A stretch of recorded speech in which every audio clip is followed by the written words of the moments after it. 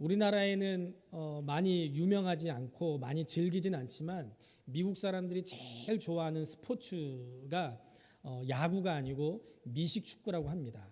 미식축구 감독 중에 빈스 롬바르디라는 사람이 있는데요. 이 빈스 롬바르디라는 사람이 미식축구 역사상 가장 위대한 감독으로 손꼽히는 그런 사람이라고 합니다. 그래서 미식축구의 명예의 전당에 헌액될 정도로 굉장히 유명한 사람입니다. 왜 이 사람이 그렇게 유명한가? 이 빈스 롬바르디라는 감독이 이끄는 팀의 승률이 74%나 됐다는 거예요. 그러니까 10번 싸우면 한 7번 반 정도는 항상 이기는 거예요. 이 정도 승률이 얼마나 대단한지 아마 스포츠를 조금만 좋아하는 분들은 아주 뒤로 자빠질 정도로 굉장히 이 사람이 유능한 감독이라는 걸 알 수가 있을 겁니다. 그래가지고 이분 빈스 롬바르디가 미식축구 역사상 가장 위대한 코치로 선정이 됐는데 이 사람이 팀을 그렇게 승리로 이끌고 우승으로 이끈 비결이 뭐냐? 이 사람은 세 가지를 강조했다고 합니다. 첫 번째는 뛰어난 선수들. 그것만 말할 거 없을 거예요. 뛰어난 선수들이 있으면 어쨌든지 우승을 할 겁니다. 그런데 뛰어난 선수들만 있으면 우승하느냐? 그렇지 않더라고요. 두 번째, 뛰어난 감독이 있어야 되는 거예요. 그죠? 뛰어난 선수들을 하나로 뭉칠 수 있고 적재적소의 선수들을 내보낼 수 있는 그런 감독이 있어야지 팀이 만들어지는 거예요. 베트남 축구를 보세요. 베트남 축구가 얼마 전만 해도 어땠습니까? 오늘 신문에 보니까 베트남 축구가요 얼마 전만 해도 태국에 짓밟혔대요. 그런데 우리나라 박항서 감독이 믿음 좋은 안수 집사님이 그 베트남 축구팀의 국가대표팀의 감독으로 부임하더니 불과 1년 조금 넘은 사이에 막 아시아 대회에서 막 준우승하고 막 4강에 올라가고 막 그러잖아요. 그러니까 뛰어난 선수만 있는다고 다 되는 게 아니고 뛰어난 감독이 있어야 돼요.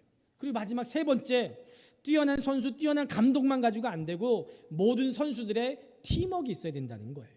아무리 실력이 탁월한 선수라도 팀워크를 이루지 못하면 이 빈스 롬바르디는 가차없이 잘라버렸다는 거예요.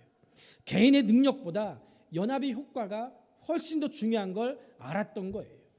우리나라 신한은행을 보면요, 신한은행이 다른 은행들에 비해서 생긴 지가 오래되지 않았습니다. 후발주자였어요. 그런데 IMF라든지 이런 위기를 겪으면서 우리가 잘 알았던 은행들이 전부 다 뻥뻥 넘어지는 가운데도 신한은행은 지금까지도 극복하고 그 어려움을 극복하고 잘 세워주고 건재할 수 있었습니다. 그러면 신한은행이 어떻게 이렇게 위기를 이겨내고 극복하고 건재할 수 있었는가? 신한은행도 네 가지 핵심 원리가 있다는 거예요. 그게 뭐냐? 첫째, 창의성. 둘째, 스피드. 셋째, 열정. 그리고 넷째가 팀워크라는 거예요. 공동의 목표와 비전을 가지고 철저하게 하나됨을 이룰 때 강자가 된다라는 것을 사원들에게 계속 강조한다는 겁니다. 현대 기업 경영에도 이 세 가지 유형을 분리해서 정의해 줍니다. 지금까지는 개인의 능력을 강조하는 점의 경영이었어요. 그러니까 한 개인이 열심히 하면 된다는 거였어요. 또 리더와 부하 관계의 상하 조직을 중요시하는 선의 경영이었어요. 사람들이 이 선으로 이렇게 쭉 연결된 그런 경영이었다면 지금 21세기 경영은 회사 전체와 인간관계 이 네트워크를 우선시하는 면의 경영이 중요하다는 거예요. 상하관계, 수직관계가 아니라 수평적인 관계를 이루면서 일을 해나갈 때 훨씬 더 효율적으로 일한다는 거예요. 그 대표적인 사람이 누구예요?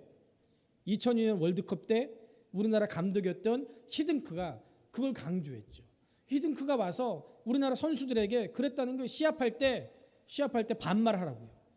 새까만 후배가 패스하면서 형님! 이렇게 부르거나 아니면 이름 부르기를 주저하면 의사소통이 되지 않으니까 그냥 간략하게 이름을 부르라고 그런 거예요. 예를 들면 새까만 후배인 제가 승식! 이렇게 부르라는 거예요. 그때까지만 해도 우리나라 입장에서 이게 상상도 할 수 없는 일이었는데 그렇게 하다 보니까 점점 의사소통이 되면서 진짜 이 세계 축구의 변방이었던 우리나라가 4강까지 올라가는 그런 기적을 일으킬 수가 있었습니다. 마찬가지로 교회도 성도들이 이렇게 함께하는 공동체인 줄로 믿습니다. 서로 사랑하고 서로 나누고 같은 목표를 가진 형제고 자매인 줄로 믿습니다. 그래서 이 교회는 세상 그 어떤 조직과는 비교할 수 없는 끈끈한 정이 있고 예수 그리스도의 사랑으로 뭉친 새로운 가족 관계인 줄로 믿습니다. 우리가 8월 말부터 사도행전을 끝내고 역대상 말씀을 새벽마다 나누고 있습니다. 역대상 말씀은 이제 이스라엘 백성들이 포로 생활을 마치고 귀환하고 난 이후에 우리가 도대체 왜 이렇게 이스라엘이 하나님께 선택받은 백성인데 우리가 뭘 잘못해서 우리가 뭐 때문에 포로 생활을 했는가? 우리 앞으로는 이런 좌절, 이런 낙심, 이런 실패를 겪지 말자 해가지고 기록한 책이 역대상, 역대합니다. 그러니까 요즘 말로 하면은 백서 같은 책이에요. 백서 같은 책이에요. 그래서 사무엘상하, 열왕기상하에 기록된 내용이 역대상에 또 나옵니다. 오늘 본문 말씀에도 보면 다윗이 실패한 내용이 나와요. 다윗이 큰 실패를 통해서 깨닫고 그 실패를 거울 삼아서 다시 일어나고 다시 성공하는 모습을 우리에게 보여줍니다. 우리는 오늘 이 말씀 가운데 크게 두 가지를 깨닫게 돼요. 하나는 세계관의 문제고 또 다른 하나는 건강한 교회의 모습인 줄로 믿습니다. 원하는 것이라면 모든 걸 가질 수 있었고 또 원하는 모든 사람을 자기 마음대로 부릴 수 있었던 이 이스라엘의 왕 다윗이 정말 뜻하지 않게 당하게 된 이 사건을 통해서 자신을 되돌아보는 그런 기회를 삼았습니다. 우리가 새벽기도 때 13장 말씀을 통해서 다윗이 블레셋과의 전쟁에서 뺏겼던 그 언약궤를 다시 다윗성으로 옮기려고 시도한 것을 우리가 말씀을 통해서 나눴습니다. 그런데 자기가 선한 의도를 가지고 정말 열심히 준비해서 기획하고 그리고 실행했던 이 언약궤를 옮기는 이 과정에서 전혀 상상하지도 못하고 예상하지 못했던 인명사고가 발생했습니다. 하나님의 교회를 옮기는 과정에서 소들이 날뛰는 바람에 하나님의 교회가 땅에 떨어지는 걸 막으려고 우사가 그 궤를 탁 붙잡았는데 그것으로 인해서 하나님이 진노해서 우사가 그 중에서 죽게 됐어요. 성경 말씀에 보니까 하나님께서 우사를 찢으셨다고 말씀하고 있어요. 만약에 정말 이 말씀 그대로 하나님께서 우사를 그 자리에 찢어 죽였다면 이게 얼마나 끔찍한 일이었겠습니까? 하나님의 궤가 뺏겼던 법궤가 다시 다윗성으로 예루살렘으로 돌아오는 그 시간 다윗을 비롯해서 모든 이스라엘 사람들이 기뻐가지고 그걸 보려고 나왔어요. 그런데 그들이 보는 앞에서 정말 끔찍한 일이 발생한 거예요. 하나님을 기쁘시게 하는 일이라고 생각해서 선한 의도로 시작했는데 하나님의 진노로 사람이 죽는 이 사건을 경험하면서 다윗은 물론이거니와 이스라엘 백성들이 얼마나 당황했겠습니까? 그래서 다윗이 다윗성으로 언약궤를 모시려던 이 원래 계획과는 다르게 하나님의 궤를 가드 사람 오베데돔의 집으로 옮겼습니다. 정말 상상도 하지 못했던 그런 사건이 일어난 거예요. 그런데 이런 사고를 통해서 다윗은 자기 중심을 다시 한번 살펴보고 다시 한번 점검합니다. 그리고 나서 다윗이 어디서부터 잘못됐는지 그걸 깨달았어요. 12절에서 13절 말씀을 우리 같이 한번 보겠습니다. 그들에게 이르되 너희는 레위 사람의 지도자이니 너희와 너희 형제는 몸을 성결하게 하고 내가 마련한 곳으로 이스라엘의 하나님 여호와의 궤를 메어 올리라. 전에는 너희가 매지 아니하였으므로 우리 하나님 여호와께서 우리를 찢으셨으니 이는 우리가 규례대로 그에게 구하지 아니하였음이니라 하니. 무슨 얘기입니까? 다윗이 선한 의도를 가지고 하나님을 기쁘시게 해드리려고 하나님의 궤를 예루살렘 성으로 옮겼는데 그 방법이 틀렸다는 거예요. 자기 편한 대로 자기 보기 좋은 대로 언약궤를 옮긴 거예요. 하나님의 거룩한 궤는 반드시 레위인이 직접 몸으로 매서 이동해야 됐어요. 손으로 대서는 안 됐고 이 긴 나무 막대기를 이 내 귀퉁이에다 이렇게 꿰가지고 그걸 이렇게 네 사람이 메고 옮겨야 됐습니다. 그것도 레위인들이요. 이것이 직접 하나님이 모세에게 명령했던 방법이었어요. 전쟁에서 이긴 블레셋이 전리품으로 이 언약궤를 탈취한 이후에 하나님이 블레셋에게 재앙을 내리셨습니다. 그래서 블레셋 사람들이 할 수 없이 언약궤를 이스라엘로 되돌려 보낼 때 어떻게 했어요? 베세메스로 가는 이 젖먹이는 소가 수레를 끌게 하고 그 수레에다가 언약궤를 실었어요. 그때는 무슨 일이 있었어요? 없었어요? 없었어요. 왜요? 블레셋 사람들은 하나님께서 이 궤를 레위인들이 채에 깨서 이렇게 메고 옮겨야 되는 거 알아요? 몰라요? 몰라요. 그리고 더 중요한 거, 블레셋 사람은 하나님이 선택하신 선민이에요? 아니에요? 아니에요. 하나님이 그러니까 상관하지 않는 거예요. 그러나 하나님의 말씀을 받은 이스라엘 사람들이 언약궤를 옮기는 방법은 분명했습니다.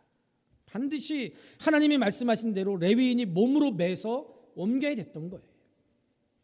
예기치 못하게 당한 이 시련의 순간을 통해서 다윗은 자신의 삶을 되돌아보게 됐고 뭐가 잘못됐는지 그걸 깨닫게 됐습니다. 하나님이 분명하게 명령하셨던 방법이 아니라 하나님을 알지 못하는 블레셋 사람들의 방법으로 언약궤를 옮긴 거예요. 13절에 전에는 너희가 매지 아니하였으므로 우리 하나님 여호와께서 우리를 찢으셨으니 이는 우리가 규례대로 그에게 구하지 아니하였습니다. 이게 다윗의 고백입니다. 여러분들, 우리가 일상의 삶을 통해서 깨닫지 못하는 것들을 어려움과 고난이라는 렌즈를 통해서 새롭게 보게 되는 경우 많이 있습니다. 우리가 정말 밥을 삼킬 수 없을 만큼 심각한 질병과 그런 고통 속에서 우리가 그때서야 비로소 밥 한 숟갈, 그것이 얼마나 감사한지 그 은혜를 깨닫게 됩니다. 온몸의 균형이 깨져서 더 이상 걷지 못하는 상황에서 우리가 그때서야 비로소 정말 평범하게 걸을 수 있다는 거, 이게 얼마나 감사한 일인지 깨닫게 되는 거예요. 건강한 모습으로 사고 없이 저녁 밥상에 둘러 앉아서 나누는 그 가족 간의 대화를 통해서 이 일상이 정말 행복이고 이것이 하나님 주신 은혜라는 것을 비로소 깨닫게 되는 거예요.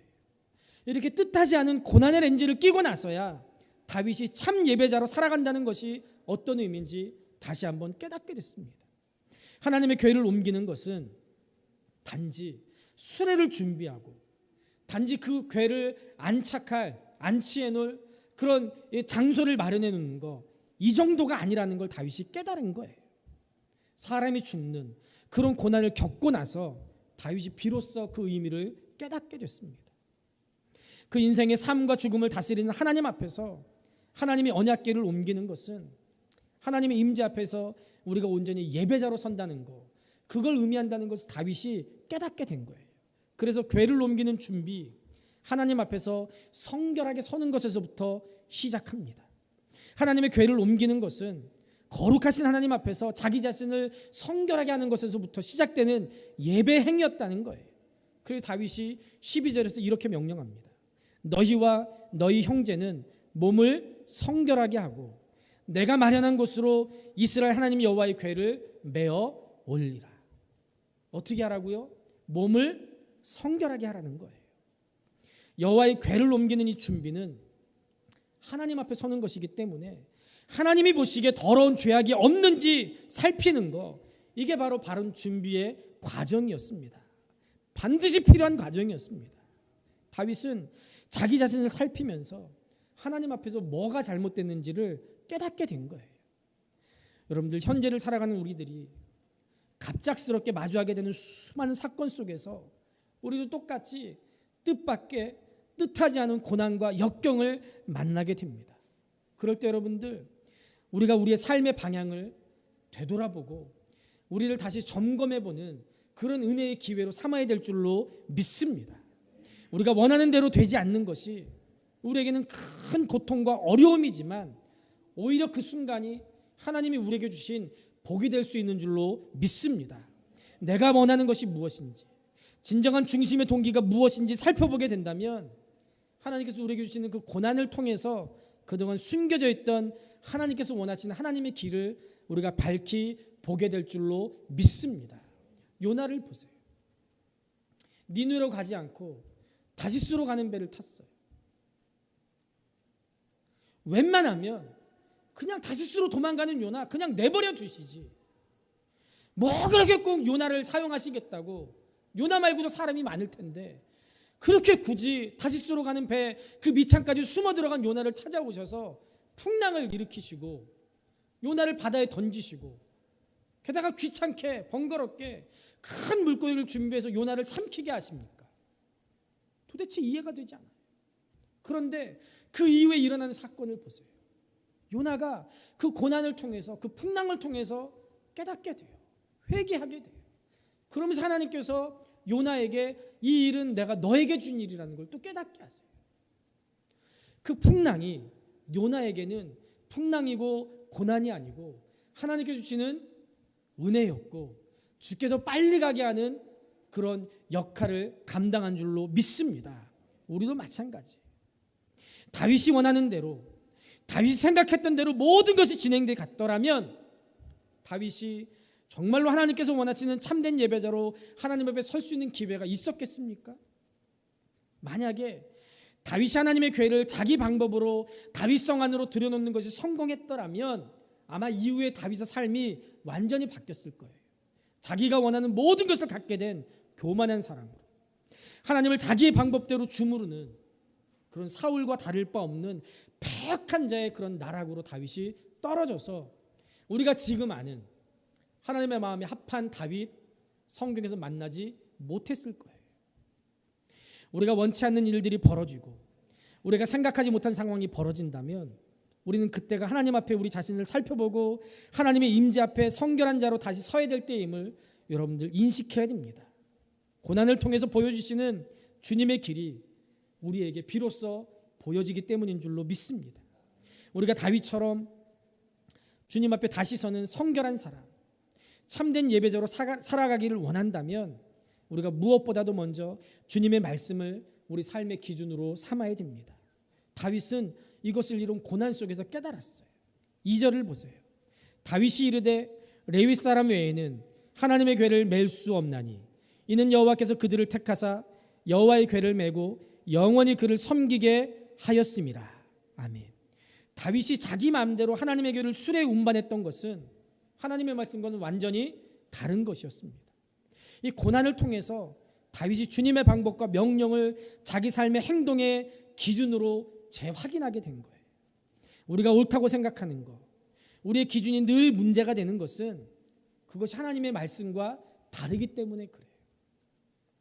하나님이 내 주인이 아니고 내가 내 삶의 주인 되려고 하기 때문에 그렇습니다. 우리 판단의 기준보다 더 중요한 것은 하나님의 판단 기준이고 하나님의 생각이고 하나님의 말씀인 줄로 믿습니다. 그 무엇보다도 중요한 것은 하나님의 뜻이에요. 교회는 세상 어떤 조직처럼 효율을 추구하는 그런 기관이 아닙니다. 그런 조직이 아니에요. 때로는 교회에서 신앙생활하다 보면은 답답할 때도 있을 거예요. 내가 경험해 보니까, 내가 직장에서 일해 보니까 이게 훨씬 더 빠른 방법이고 이게 훨씬 더 효율적인 방법이고 이게 훨씬 더 효과적인 방법인데, 그런데 하나님께서 때로 우리에게 그걸 요구하지 않을 때도 있습니다. 그럴 때 우리가 어떻게 해야 돼? 내 생각과 내 지혜와 내 경험을 내려놓고 무엇보다도 하나님의 경험, 하나님의 지식, 하나님의 지혜, 하나님의 말씀, 하나님의 방법, 하나님의 뜻을 따라야 될 줄로 믿습니다. 그것이 막연하고 모호해서 언제라도 내가 원하는 의도대로 내 생각대로 변형되거나 왜곡할 수 있는 거 그거 아니에요. 하나님의 뜻은 너무나 분명합니다. 로마서 12장 2절에 보면 하나님의 선하시고 기뻐하시고 온전하신 뜻을 분별하라고 말씀하고 있어요. 분별하기만 하는 거 거기서 그치지 말고 그 이후에는 분별하고 난 이후에 어떻게 살아야 되는지 우리에게 구체적으로 말씀하고 있어요. 하나님의 말씀대로 살라는 거예요. 하나님의 말씀에 따라서 이제 바른 예배자로 살기를 작정한 다윗에게 사람들의 판단 그렇게 중요하게 생각되지 않았습니다. 하나님이 원하시는 바른 예배자로 살아가기 위해서 그 이후의 말씀을 보면 다윗의 아내 미갈이 다윗을 업신여겼어요. 그런 업신여김을 당했지만 다윗은 고난을 통해서 성결한 예배자가 됐습니다. 우리가 우리 삶 속에서 드리는 예배, 하나님의 임재 앞에서 자기를 돌아보면서 말씀의 확고한 기준으로 세상 앞에 서는 것인 줄로 믿습니다. 우리 하나님 앞에서 이런 예배자로 살아갈 수 있기를 우리 주님의 이름으로 축복합니다. 오늘 우리가 하나님 앞에서 말씀을 기준으로 살아갈 때 비록 우리의 삶이 우리의 실수로 점철된 고난의 현장일지라도 그것이 우리의 거룩한 예배 처소가 될 것이고 하나님이 함께 하시는 거룩한 성전이 될 줄로 믿습니다. 다윗이 이렇게 고난을 통해서 하나님의 진정한 뜻을 발견하고 하나님의 말씀을 기준으로 삼고 하나님을 왕으로 모시는 삶을 살기로 결단했습니다. 그리고 하나님 앞에서 예배적으로 살아야 된다는 것을 깨달았습니다. 그리고 나서 한 일은 깨달은 말씀대로 실천하는 일이었어요.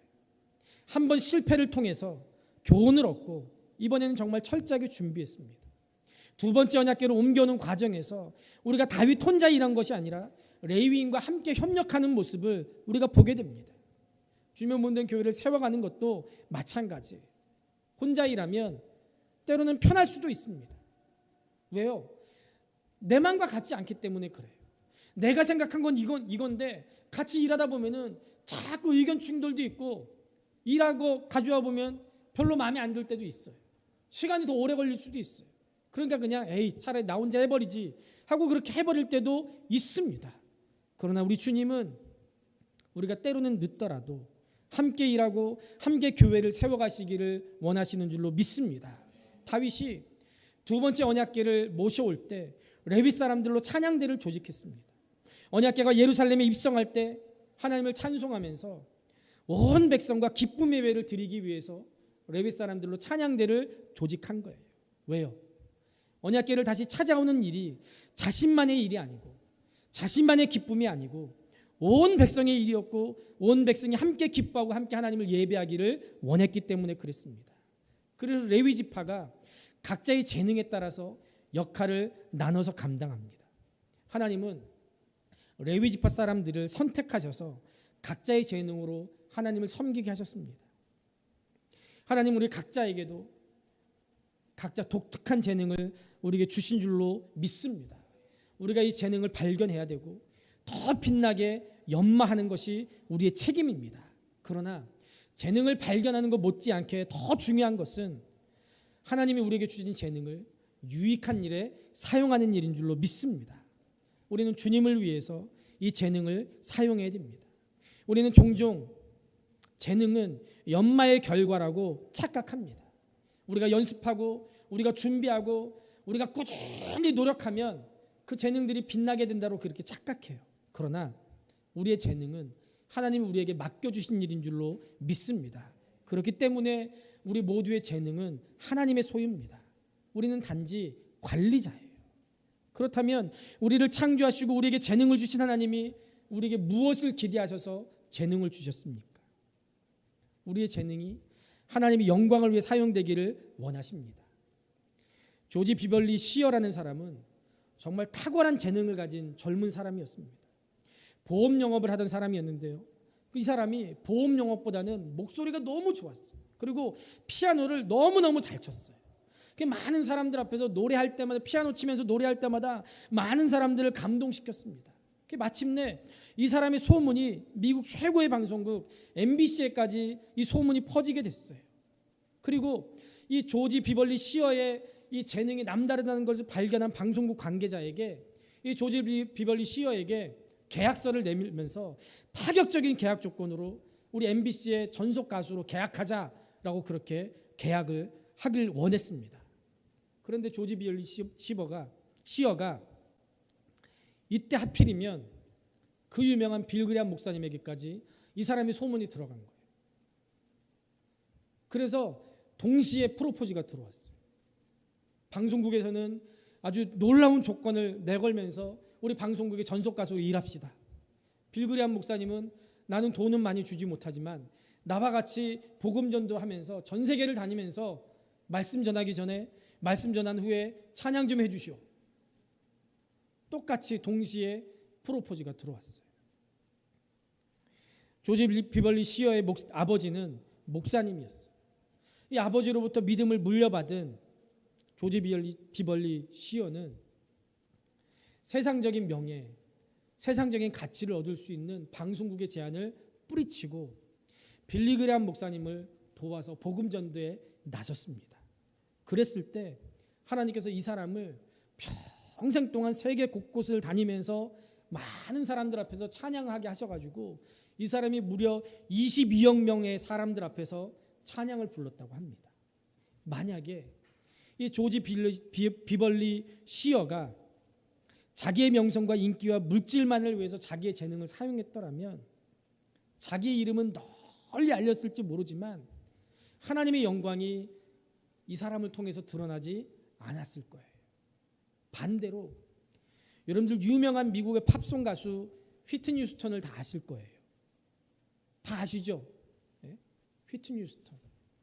이 사람이 정말 안타깝게 남편을 잘못 만나서 마약 중독자가 돼서 말년이라고 할 것도 없죠. 젊은 나이에 마약 중독돼서 호텔에서 변사체로 발견됐으니까. 재활원을 들락날락하다가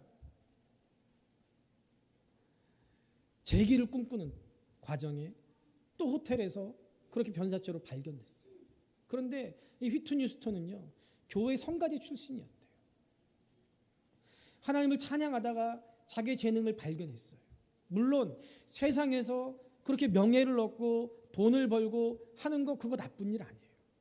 그러나 이 사람이 끝까지 하나님을 찬양하고자 하는 그런 마음을 가지고 있었더라면 아마도 지금 휘트니 휴스턴이 지금까지도 살아서 많은 사람들을 즐겁게 해주는 그런 사람이 되지 않았을까 안타까워요. 여러분, 우리의 능력과 재주를 하나님의 영광을 위해서 사용해서 하나님을 기쁘시게 하고 우리 공동체에 유익을 줄 수 있는 줄로 믿습니다. 그렇게 주님을 전하는 일에, 교회를 세우는 일에 쓰임 받을 수가 있습니다. 그리고 우리는 작은 일에도 충성해야 됩니다. 사람들 앞에 드러나고 화려한 사역은 자원자들이 많이 있어요. 그런데 보잘것없어 보이는 일에는 관심을 기울이는 사람들 부족합니다. 예수님의 제자들도 보세요. 화려한 감투를 쓰고 싶어서 다툼을 합니다. 심지어는 자기 어머니까지 동원해서 예수님한테 청탁을 합니다. 이런 걸 보면 사람들이 더 높아지고 더 드러나고 싶어하는 그런 유혹 결코 가볍지 않다는 것을 우리가 알게 됩니다. 그러나 예수님은 작은 일에 충성하는 것이 얼마나 중요한지 달란트 비유를 통해서 우리에게 알려주셨어요. 마태복음 25장 23절에 보면 그 주인이 이르되 잘하였도다 착하고 충성된 종아, 네가 작은 일에 충성하였음에 내가 많은 것을 네게 맡기리니 내 주인의 즐거움에 참여할지어다 라고 예수님이 말씀합니다. 그런데 놀라운 것은 5달란트를 남긴 종과 2달란트를 남긴 종을 칭찬하시는데 똑같습니다. 단 한마디도 틀림없이 똑같이 칭찬하세요. 무슨 얘기입니까? 주님은 우리가 얼마나 대단한 일을 했는가 그거 보지 않고 맡은 일이 사소해 보여도 얼마나 충성했는가 그걸 보신다는 거예요. 우리 사람이 볼 때 큰 일이고 대단한 일이지 하나님이 보실 때는 5달란트나 2달란트나 먼지 한 점보다도 작은 걸 거예요. 하나님이 보시는 것은 일의 결과, 얼마나 많이, 얼마나 대단한 일, 이걸 보시는 것이 아니라 그 과정 중에서 우리가 얼마나 충성했는가, 얼마나 주님의 뜻대로 했는가, 그거를 보시는 줄로 믿습니다. 오히려 주님은 작은 일에 열심과 정성을 다하는 사람에게 큰 일을 맡겨주마 라고 그렇게 약속하셨습니다. 여러분들 혹시 지금 교회나 직장에서 내가 맡아서 하는 일들 하찮아 보이고 작아 보이고 남한테 잘 드러나지 않아서 낙심하고 있지는 않습니까? 그래서 그 일에 최선을 다하는 거 미련해 보이고 불편해 보이고 남하고 자꾸 비교하면서 낙심하고 좌절해 있지는 않습니까? 사람들 눈에 띄는 화려한 일보다 화장실 청소하는 일, 주방에서 봉사하는 일, 어쩌면 이 일이 더 하나님을 기쁘시게 해드리고 더 큰 하나님의 일인 줄로 믿습니다.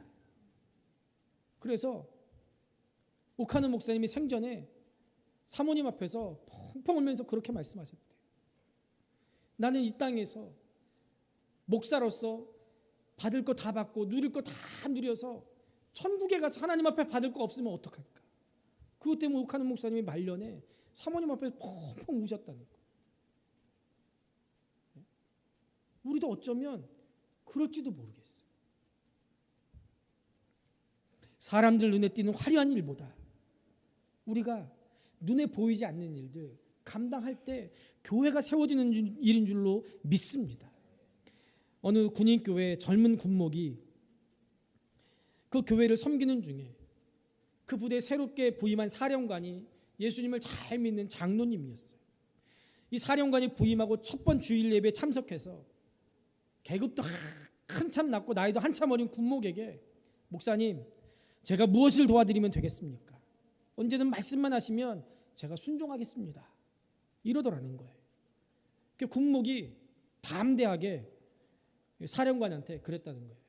사령관님, 그러면 계급에서 밀리니까 장로님이 우리 부대 사령관이시니까 다음 주일부터 30분 일찍 오셔서 교회 오는 장병들에게 주보를 나눠주시고 안내해 주시면 고맙겠습니다. 그렇게 부탁을 드렸대요. 감히 사령관한테요. 근데 이분이 워낙 믿음이 좋은 장로님이라서 목사님이 그렇게 말씀하시니까 그 말에 순종해서 다음 주일부터 사령관이 주일 예배에 30분 일찍 와가지고 교회 문 밖에서 교회 오는 장병들한테 인사하면서 주보를 나눠주는 거예요. 장병들이 처음에는 깜짝 놀랐어요. 사령관이, 감히 얼굴도 쳐다보지 못한 사령관이 교회 가니까 자기 앞에서 이렇게 인사하면서 어서 오십시오, 반갑습니다 하면서 주보를 나눠주니까 이걸 받아야 되는지 말아야 되는지. 근데요, 나중에는 그 소문이 퍼지는 거예요. 야, 군대 교회 가면은 우리 사령관한테 인사받을 수 있어. 그래가지고요, 그때부터 인사하는 사령관 보려고 교회 장병들이 막 주일마다 막 몰려가는 거예요. 그래가지고 그 교회가 부흥됐다는 거예요. 작은 일에도 큰 일만큼의 복과 상급이 있는 줄로 믿습니다. 미국 속담에 작은 물이 큰 배를 가라앉힌다는 말이 있어요. 작은 물이 큰 배를 가라앉혀. 마찬가지. 우리도 연약한 사람들이 눈에 보이지 않는 일을 감당하지만 그런 사람들이 모여서 같이 합력하고 작은 일에 충성할 때 주님의 몸된 교회가 아름답게 세워질 줄로 믿습니다. 17절을 보세요. 해만과 아삭과 에단이 찬양대장으로 임명됐습니다. 이 세 사람은 찬양대의 대표로 찬양대 전체를 지휘하는 책임을 맡았어요. 그들은 노래하는 일과 노재금 연주하는 일을 맡았습니다. 하나님의 일은 이렇게 동역자들이 필요합니다. 서로 돕고 협력해서 하나님의 나라를 섬기게 될 줄로 믿습니다. 또 일꾼을 세울 때 편협한 마음으로 특정 부류의 사람들만 세워서는 또 안 됩니다. 그것은 공동체에 상처를 주는 일이고 공동체 전체에 분란의 씨가 될 수 있습니다. 하나님의 일은 다 같이 협력해서 동역함으로 이뤄가야 될 줄로 믿습니다. 또 18절에서 24절을 보면 14명의 악사들이 세워졌습니다. 섬김에 있어서 서열이 중요하지 않아요. 주신 직분에 충성하면 됩니다. 한국 교회는 집사보다 권사가, 권사보다 안수집사가, 안수집사보다 장로가, 장로보다 목사가 더 높다라고 이렇게 생각합니다. 그래서 직분이 올라갈수록 섬기기보다는 섬김을 받으려는 경향이 많습니다. 전에 사역하는 교회들마다 안수집사 때는 열심히 해서 장로로 뽑아줬더니 장로가 되고 나서 인사도 안 한다고 그렇게 하소연하는 분들을 제가 많이 봤어요. 전도사 때는 이것저것 뛰어다니면서 열심히 하더니 목사 안수 받고는 목이 곧아가지고 어린 녀석이 인사도 잘 안 하고 그런 사람들 많이 봤어요. 저도 그 중에 한 놈이었습니다. 저도 그 중에 한 사람이었어요. 물론 제가 어릴 때 배우길 목사는 성도들이 헌신하게 해야 되는 사람이지 자기가 해서는 안 돼. 그렇게 배웠어요. 심지어는 목사님한테 청소하다가 혼난 적도 있어요. 야, 성도들이 하게 해야지 목사 네가 하면 성도들은 뭐해서 복받아? 그런다고 혼내기도 했어요. 일면 그 말씀이 완전 틀린 말씀은 아니에요. 목사들은 성도들이 하나님을 섬기고 교회를 섬기도록 가르치고 도와야 돼요. 그런데 성진교회 사역하면서 그 부분에 있어서 자유함을 누렸어요. 왜냐하면 황 목사님이 직접 빗자루 들고 다니시거든요. 빗자루 들고 다니시는 거예요. 그러면서 하시는 말씀이 목사들이 먼저 몸으로 보여줘야지 성도들이 따라하지, 목사들은 뒷짐지고 있으면서 성도들 보고 하라고 하면 누가 하겠냐는 거예요. 한 번은 부흥회 강사님이 그런 얘기를 하시더라고요. 부목사들 중에 쓰레기 줍는 사람, 교회에서 쓰레기 줍는 사람 한 명도 못 봤다고 그런 얘기를 하시니까 부흥회 참석한 교인들이 그러시더라고요. 우리 목사님들은 안 그래요. 그러시더라고요. 우리 목사님들은 안 그래요. 그러시더라고요. 그 말이 얼마나 위로가 되는지 몰라요. 근데 그게 누구한테 배웠냐면요, 선배 목사님한테 배운 거예요. 그러니까 따라하는 거예요. 그러니까 목사가 이렇게 하고 있으면 막 성도들도 아유 목사님 제가 할게요 하는 거예요. 장로님들이 뒷짐지고 이거 해 저거 해 하면 누가 그걸 따라하겠어요? 안수 집사님들이 장로님들 안 하고 맨날 나한테만 그러면 서리 집사가 뭘 보고 배우겠어요? 그런데 감사하게도 우리 교회 장로님들 볼 때 너무 감사해요. 인격과 섬김이 정말 놀랍습니다. 문장로님 보면은요, 교회 무슨 일이 있을 때마다 그냥 쓱 하고 오셔가지고요, 뚝딱 고치고, 그리고 저 갑니다 하고 휙 그냥 가버리세요. 김 장로님도 주중에는 밤새 일하시기 때문에 교회 오실 시간이 없지만 비가 많이 오면 여지없이 전화가 오세요. 목사님 교회 괜찮아요? 생각하는 거예요. 한 2주 전인가 3주 전에는 제가 볼 때 방 권사님 식사당번이라서 일찍 모셔드리려고 같이 오셨던 것 같아요. 일찍 오셔가지고요, 교회를 여기저기 막 둘러보시는 거예요. 제가 위에서 설교 준비하고 있는데 뭐 자꾸 뚝딱뚝딱 하고 그런 소리가 나요. 여지없이 김 장로님이 오신 거예요. 그래가지고 나와봤더니 빗자루를 두고 저 교회 앞에 담배꽁초 다 주수시고, 교회 앞에 막 이렇게 시골도 아닌데 막 잡초 같은 게 보도블록 같은 데 있으니까 그거 일일이 다 뽑으시고 그러시더라고요. 여러분들 이런 장로님이 어디 있습니까? 이런 장로님들 어디 있어요? 물론 김종섭 장로님도 그런 분이세요. 네. 이런 분들을 장로로 세운 우리 교회는 정말 복받은 교회인 줄로 믿습니다. 또 피택받은 두 분 안수 집사님들도 이분들 못지않게 뒤에서 묵묵히 섬기시는 분이에요. 그래서 제가 얼마나 감사한지 몰라요. 우리 교회는 이제 부흥하는 일만 남은 줄로 믿습니다. 지난 주간에 어떤 분하고 같이 점심에 식사를 하는데 그분이 그러시더라고요. 우리 교회는 3년 내에 반드시 부흥할 텐데, 3년 내에 반드시 부흥할 텐데. 그 말을 듣는데 참 감사하다고. 보통 다른 교회는 이런 말하면 막 다들 아멘 하시던데 우리 교회는 너무 다 얌전하셔가지고 부흥되기 싫으신지 아멘도 안 하시고 정말 3년 내에 반드시 부흥할 텐데. 이거 인터넷에 다 나가는데 이렇게 짜고 하면은 네.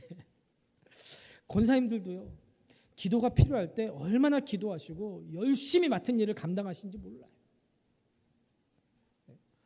지난 금요기도회 때는요, 제가 기도 인도하고 이 강대상에 올라와서 무릎 꿇고 기도하는데요, 막 뒤에서 막 그냥 방언으로 막 기도하시니까요, 막 제가 무릎 꿇고 기도하는데 기도로 팍팍 밀어주시니까요, 얼마나 힘이 나는지요.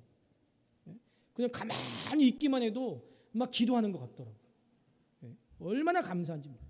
이게 바로 교회예요. 이게 바로 교회. 어떤 특별하게 잘난 사람 한 사람이 교회를 주도하고 어떤 특별한 부자 한 사람이 헌금 많이 하고 그러면 교회가 어떻게 되겠어요? 하나님이 주인 되시겠어요? 아마 우리 교회에 그런 분이 누군가 있다면 목사인 제가 하나님 눈치 보는 게 아니고 그분 눈치 볼 것 같아요. 저분 시험 들러서 나가면 어떡하나, 저분 이번에 헌금 좀 많이 했으면 좋겠는데, 절절절절 매고 그러지 않겠어요? 그런데 우리 교회는 보면 다 비슷비슷한 분들이 다 비슷비슷하게 열심을 내시고 서로 불협화음 없이 함께 협력해서 주의 일을 만들어 가니 이게 얼마나 좋은 교회입니까? 여러분들 우리 교회에 대해서 자부심을 가지세요. 오베데돔은 하나님의 궤를 지켰던 사람인데 전문 악사로 세워졌습니다. 헤만과 아삭과 에단이 노재금을 맡았고 스가랴의 7명이 비파를 맡았어요. 마띠디아와 5명이 수금을 탔습니다. 찬양대원들 각각 역할을 맡아서 하나님께 아름답고 영광스러운 찬양을 드렸습니다. 하나님께 드리는 찬양은 개인이 혼자 감당하지 않았어요. 다른 지체들과 협력해서 아름다운 소리가 만들어지는 거예요. 그나냐가 노래를 가르치고 인도했습니다. 왜요? 노래에 재능이 있었던 사람이에요. 그 외 7명의 제사장들은 하나님의 궤 앞에서 나팔을 불었어요.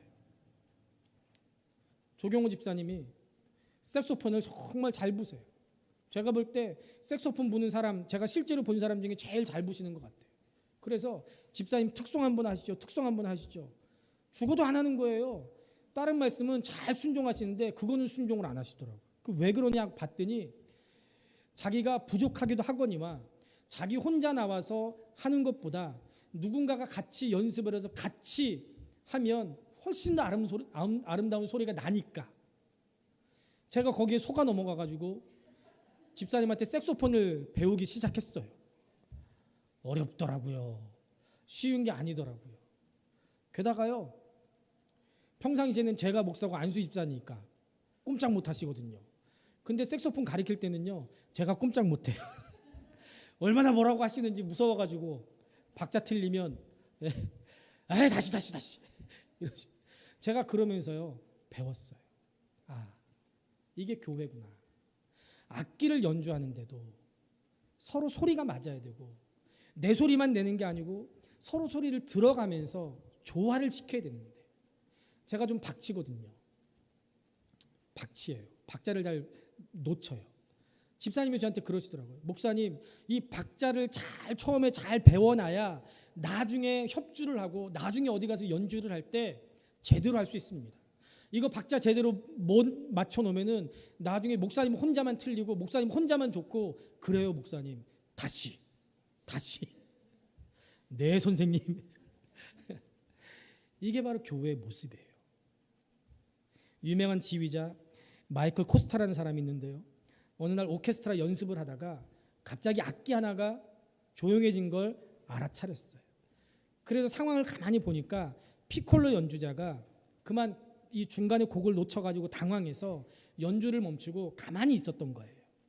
아마도 장엄한 오케스트라 소리 그런 거에 묻혀가지고 나 하나쯤은 소리 안 내도 표가 안 날 거야, 이렇게 생각했던 것 같아요.